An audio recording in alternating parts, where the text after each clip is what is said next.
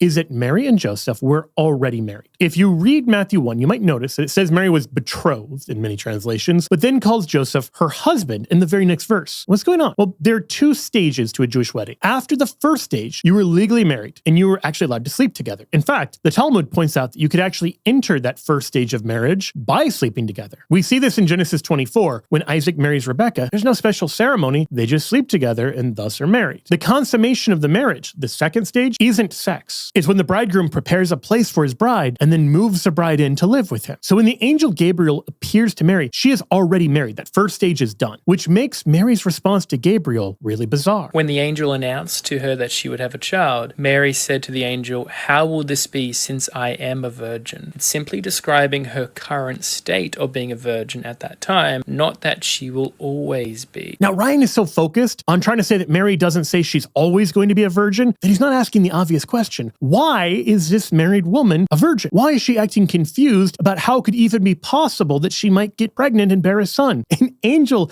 has just told her she's going to bear the Messiah. And the part she seems most surprised about is that she's going to be bearing a child at all. Now, many of the early Christians, including St. Augustine, point out that this response only makes sense if she'd given some kind of vow of virginity to God already. Now, that would also make sense of the end of Matthew 1. Remember the until argument. From the start until the end of Mary's pregnancy, this married couple isn't having sex. And this is true even after Mary comes to live with Joseph. Now, Ryan, again, is so focused on trying to get the passage to say something that it doesn't, that they had sex on or after Christmas, that he's not asking the obvious question. Why were they not having sex before Christmas? The angel doesn't tell them that they're not allowed to. Gabriel seemingly knows he doesn't need to say anything, and that Mary is going to be a virgin both at the conception and at the virgin birth of Christ.